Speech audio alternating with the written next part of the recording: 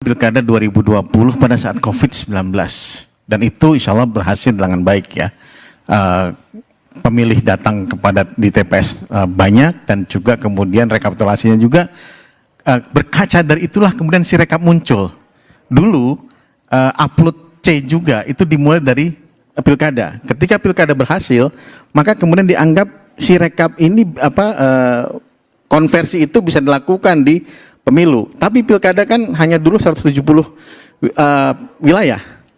Nah, sekarang kita punya pertanyaan, sekarang pilkada seluruh wilayah, Pilgub, Pilwaku, 514 kabupaten kota, plus 37 provinsi, Pilgub. Nah, ini pertanyaan penting ke depan adalah bagaimana dengan situasi seperti ini, ya tentu pasti dengan evaluasi yang banyak dan kemudian perbaikan sistem. Nah, ini yang harus kembali lagi. Kalau alat bantu dibuat alat bantu lah.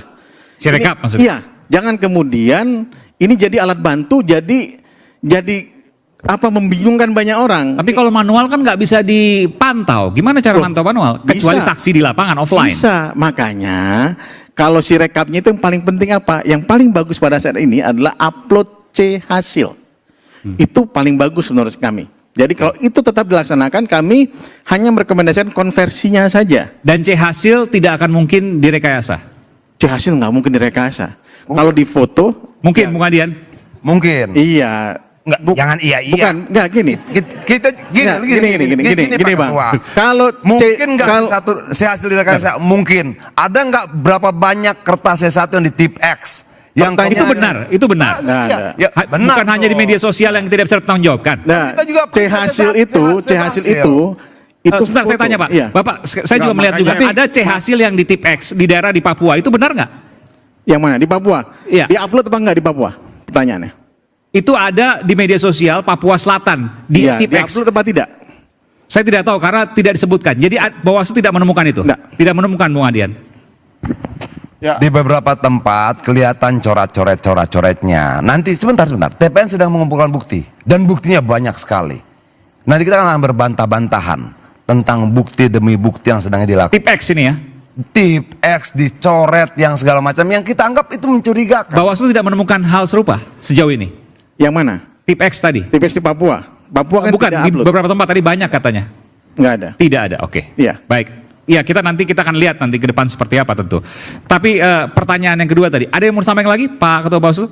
Kemudian kalau misalnya dianggap si rekap ini bermasalah, ya ke depan seharusnya yang hanya upload saja yang kemudian jadi jadi pegangan kita. Upload C hasil. Dulu kenapa jadi masalah? Kenapa kemudian C hasil itu penting? Karena dulu C hasil ini banyak dicari para peserta pemilu dan caleg. Bang Adian mengalami, Bang Maman mengalami pasti. Itu mahal itu namanya C hasil itu. Tapi sekarang begitu diupload tidak ada lagi yang coba main-main lagi. Saya harus hargai nanti sebelum ke Bung Rocky karena Bung Maman harus pergi dari sini karena ada rapat. Enggak, gue mau ngomong kalau sedikit aja. Oh, harus ada Bung Maman. Harus ada Bung Maman. Oke. Silakan. Soal Mahkamah Konstitusi tadi juga pertanyaannya bisa disinggung sedikit. Dan di mana diterangkan bahwa yang rekap itu informal, yang manual itu formal? Di mana diterangkan? Undang-undang, Undang-Undang 7 tahun 2017 yang dipakai adalah manual rekapitulasi berjenjang. Ngerti itu. Artinya bukan informal dan formal, legal atau tidak legal. Berarti yang rekap tidak legal. Alat bantu sebutannya yang alat dipakai untuk kemudian sampai ke tingkat pusat adalah manual rekapitulasi berjenjang. Alat bantu. Jadi dia tidak vital. Sampai berdiri-diri. Tidak. Jadi dia tidak vital. Kalau Anda kesulitan napas, alat bantu bernapas itu vital.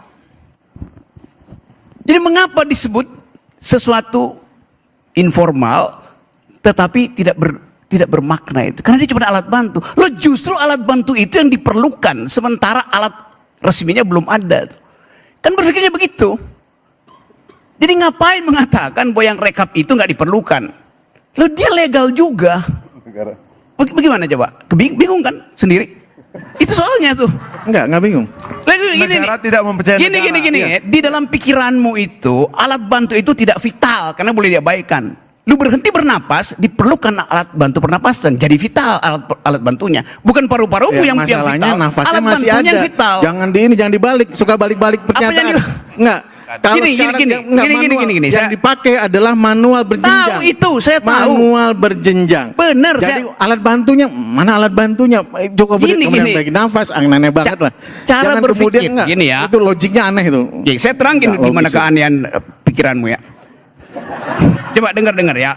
You anggap, kenapa you percaya pada yang manual? Karena you tahu akan ada perencanaan kejahatan. Setiap penundaan ada perencanaan kejahatan. Jadi dari awal Anda menganggap bahwa ini ada kejahatan, karena itu kalau dia direkap itu bisa ada kejahatan. Karena itu pindah ke yang manual. Kan begitu jalan pikirannya kan? Jadi semua yang rekap itu memang rencana kejahatan. Tetapi rencana kejahatan itu bukan di teknisnya. Bukan di 800 TPS. 800.000 TPS. Rencana kejahatan dimulai oleh 1 TPS. Di mana itu? Di Mahkamah Konstitusi. Yang suratnya dicoblos oleh Jokowi sendiri tuh. That's the point itu. Jadi jangan hindari kita bicara substansi dari kejahatan itu adalah TPS di Mahkamah Konstitusi yang ditusuk oleh Raja Wakanda. Itu dasarnya. Gua terakhir Kak, sorry Bang Refli. Silakan, sedikit aja. Muhammad, ya. Penutup aja nih Kak. Pada prinsipnya bagi gua, kita menghormati semua yang disampaikan oleh teman-teman ataupun publik adalah bagian dari konteks pengawasan proses pemilu ini menjadi lebih baik lagi ke depannya. Tapi satu hal yang ingin saya luruskan bahwa proses legal atau formal atau syariatnya itu ada proses perhitungan manual. Yang ingin saya sampaikan bahwa ini ada dua hal. Apa itu? Kalau sudah bicara formal atau bicara perhitungan manual, ada sistem di dalamnya yang dimana ada saksi-saksi dari masing-masing partai, masing-masing kandidat.